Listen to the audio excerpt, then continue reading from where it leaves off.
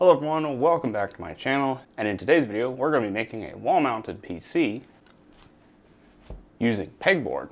So a little bit of background on this project. This was an idea my sister came up with to making a wall-mounted PC using Pegboard as a mounting system.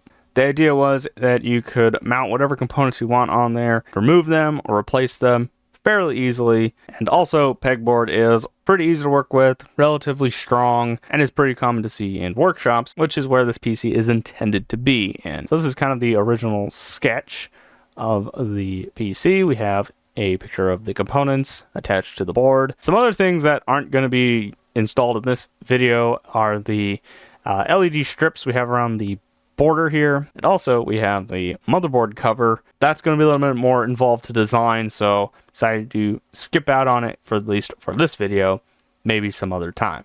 Also, in a later video, I will be coming up with the way to mount this to a wall, because currently there isn't any walls to mount this to, so at least for now, it's just going to be this flat tabletop PC. So after we came up with the sketch, we decided to come up with some rules for the project. What we're allowed to do and what we're not allowed to do. What we're allowed to do is we're allowed to cut the pegboard down to size, because pegboard sheets are pretty big when you buy them from the hardware store, and we don't really need that much board. And what we're not allowed to do is to cut holes through the pegboard. And the reason for this is we want to be able to configure the system however we want. We want to be able to swap and remove parts at will without having worry of us having a hole and no place to mount the parts. The downside of this is cable management is going to be a nightmare. So now that we got the idea out of the way, let's talk about the components we're going to be using. For graphics, we're going to be using an RTX 3070. Specific one is the MSI Ventus 3X. For RAM, we have a 32 gig kit of G.Skill Ripjaw DDR4 RAM running at 3200 megahertz. For a power supply, we're using a 850 watt Lee SP850 SFX power supply. For our motherboard, we're using my old workstation board, which was an Asus ROG Strix B550F Gaming Wi-Fi 2. And also from that old workstation, the CPU we're using is a AMD Ryzen 9 5900X. For cooling, we're going to be using an NZXT Kraken Elite 360 RGB AIO. And for storage, we're going to be using a 2TB Samsung 970 EVO Plus NVMe drive. So one of the first parts I decided to work on was something that I thought was going to be a little more complicated than it actually was, and that was the motherboard mounting system. So the idea I had was to use metal plates to hold the motherboard, and then those plates would attach to the pegboard with some 3D printed feet. The reason I decided to go with metal, so I could easily drill and tap the material to screw the standoffs into. Now I did experiment with plastic during this time, and the plastic, while it worked well with some components, like we'll later on see with the graphics card, it didn't really seem like it was strong enough for something like the motherboard. So then I got this piece of paper, two pieces of paper I taped together, and just laid the motherboard on it, and just marked the holes with a Sharpie, and called it a day. Next, I took the paper out to the garage with the plates. So I didn't have a center punch, so instead I used this decking screw instead, and it did pretty well. I marked the holes with the screw, and we moved on to getting the holes drilled at this drill press here. So I drilled all of the holes and then started to tap them. And also the tapping tool or tap handle that I was using didn't have a handle, so it was just kind of just the chuck part of it. Kind of made it a little more difficult. Also, the holes weren't exactly straight. They were kind of crooked. Now, I know there's like a technique you could use the drill press as the tap handle, manually rotating the chuck. It didn't really work, so I just did it manually. The standoffs being crooked wasn't that big of a deal and ended up being fine. So after I finished all three, I came back inside and mounted them to the bottom of the board. Except a little behind the scenes thing, I did have to redo, I think, one or two of these, because of the other holes, which we didn't drill in yet, which were for the feet. I actually don't have a video of that. I thought I did, but I guess I didn't actually have one. And also, right as I was done with this, the power supply mount's final prototype was finished. This actually was the first part I worked on, and as you can see, it fits pretty well. And I did beef up the mounting points to the board. They were at 0.1 inches. I beefed them up to 0.2 as I realized all the screws I was using fit in there just fine. Here we see the beginning of the first couple of mounts that we have here. These are kind of the first generation feet, where it was an inch high from the pegboard to the bottom of the aluminum plate. These initially were way more difficult than they had to be, until I realized I should be using slots instead of holes for the ability to mount it to the board. And this kind of just became the beginning of my use of slots throughout the rest of the project. That's just because nothing lines up with this. The pegboard has inch spacings between the holes, but everything else just doesn't line up. Another thing I was working on at this point was for the NZXT control box for the cooler, and I had initially thought about placing it above the power supply, but then I realized it could fit very easily underneath the motherboard. I also kind of started cable managing. Well, turns out this Li power supply I was using, the cables were really short, so I had to buy extensions, and this is kind of how I initially decided to route it. So here we have kind of a mock-up of what the system would look like with the radiator and the graphics card here. Kind of trying to figure out what I was going to work on next. Decided to go for the radiator mount because it seemed less involved than the graphics card, and I was right. It was very simple, but a little bit more difficult to work around. You may notice at the end of the project that these mounts for the center part looks a little bit different than it does here. This is what I initially thought was going to be the final form of it till like the last minute when I decided, let's just go buy some hex bolts instead of these Phillips ones. That way I could put a open-ended wrench underneath and tighten it that way, making it a lot simpler and a lot cleaner. This thing wasn't too hard to figure out, and I did find that an inch spacing keeps the CPU as cool as if it was sitting on its side. So worked on that, and after that came my favorite part and the one that took the longest, and that was the graphics card. So the graphics card mount and just the graphics card part in general was kind of a pain. So the riser cable we're using here is some coarse air riser cable. It's a PCIe 3.0 cable that measures 300 millimeter, and this is a PCIe 4.0 board and 4.0 card. So you are losing some performance, but this isn't supposed to be some high performance system anyway. It's supposed to be a simple workstation. Nothing too crazy, not like my current workstation is supposed to be. But anyway, we have the initial prototype. So this was the original idea, using multiple pieces. So the original plan for the graphics card was to use a piece of aluminum, and I was going to attach the riser cable to that and then figure out how to make a mounting system. But then I realized maybe just use plastic. And that turned out to be a very good idea because I can get it a lot more rigid and a lot more strong. But as you can see here, it's multiple pieces. The initial idea was to make the faceplate and then the mounting system. But then eventually I just said, screw it. We're doing one large chunk. And at the time, this was like the largest model I ever told my printer to print. And also one of the most complex models I've ever designed. And this is not its final form. I did have to make a couple of changes on it, including removing this really weird extra bit because I had to shift it over a little bit.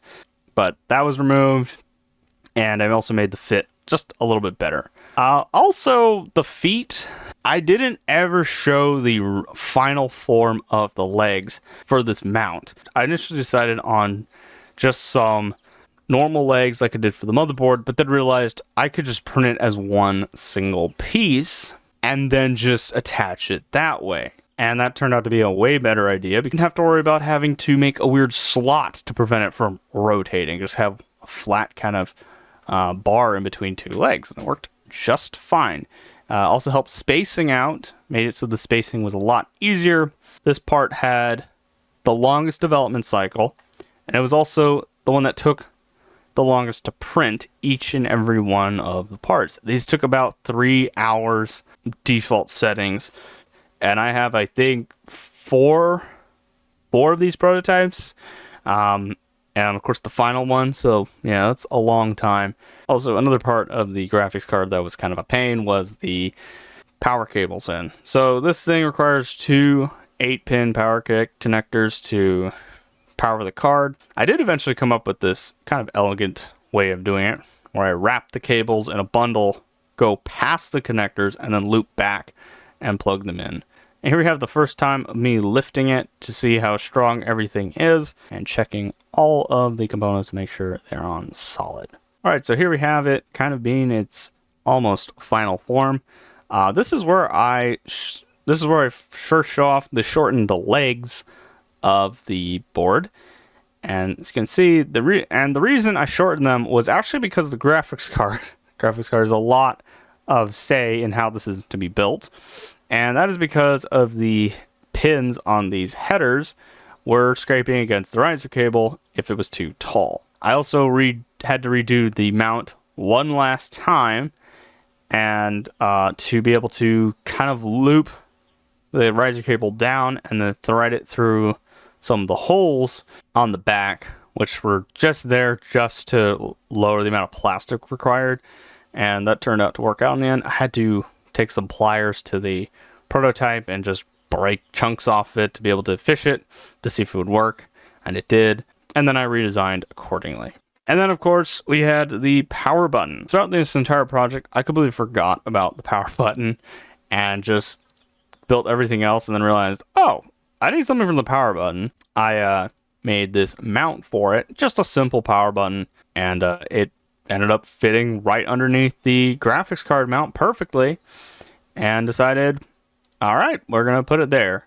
And also here you can kind of see the elegant solution of the power supply cables. As I said, they go past the graphics card and loop back and plug in right there. And here we have the first time it was lifted, fully assembled with all its prototype parts. And yeah, it looked pretty good. Though I will admit the graphics card sticking out like that is a little bit disappointing, but at least with the current setup I have, current parts available to me, this is what I had to work with. I mean, that's this entire project, is work with what you have, not with what you want. But I think it turned out pretty good in the end. So after the final prototypes were assembled, I had to cut the board down to size. I just marked where the parts lined up and cut a couple of holes above that, just so I have myself a little bit of wiggle room, just in case I messed up. And first cut was a little bit crooked. Second cut was pretty straight, but you can hardly tell, and it worked out pretty well. Next, I went on to paint the board. I went with black eggshell. It's just some primer paint, interior primer paint, mind you, and decided to just paint over here. This, by the way, is where my range is. This is the wood table where all the targets go onto. I did end up painting this thing black because the paint leaked through the holes and got all over here. I decided just to paint it. I'll see how long interior paint lasts outside in the sun. So I have no idea how many coats I put on this thing. This thing had so many coats on it. I think I did like 7 or 8 coats on it. In hindsight, it was probably a mistake because it made the screws a pain in the butt to install, but it turned out pretty good in the end. I just hung it up to dry underneath the eaves, and that day was gloomy for most of the day until like late afternoon, and then the sun came out. So after the pegboard was done being painted, I went ahead and printed all of the parts. I'm using here some black PETG, even though all of the prototypes were printed in PLA, with the exception of all the yellow ones, which were printed in PETG. I went with PETG for not really any reason in terms of its material properties. The main reason is because the roll of black PLA I had, it would just crack and jam the printer, and I'd have to like restart all the prints. So I went with PETG instead because it hasn't done that to me yet. It seems to work. If it does have problems down the line, I'll for sure make a video of me replacing all the parts with something else. Another thing to note about the final pieces, they are printed in a much higher resolution, as well as being printed with a higher infill as well. So I have all of the components ready to go. To start off, I assembled the power supply mount, which is probably the simplest thing to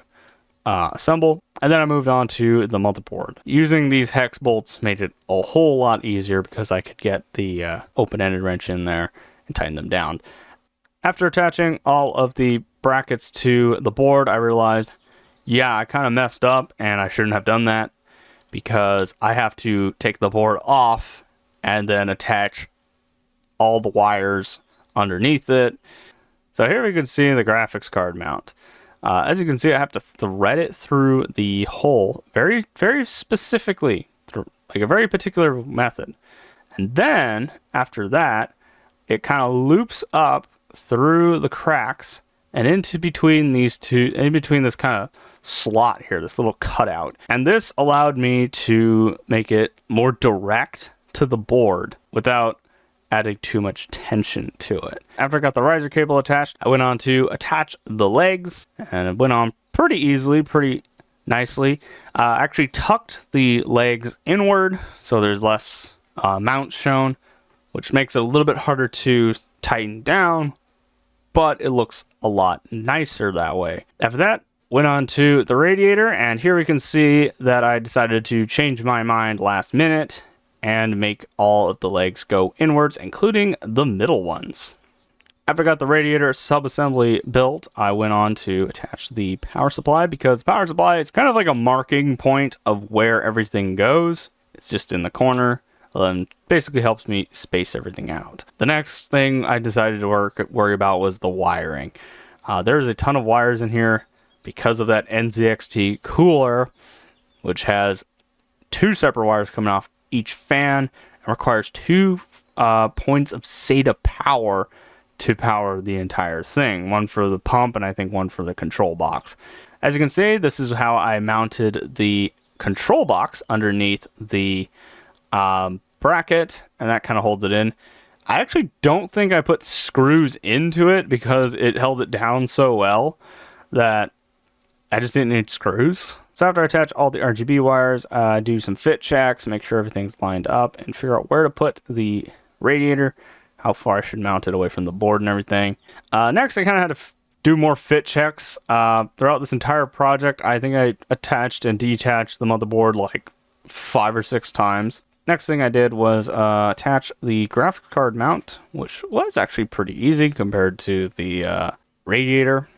And then I had to wire the power button up and everything before I forgot, because I actually did forget.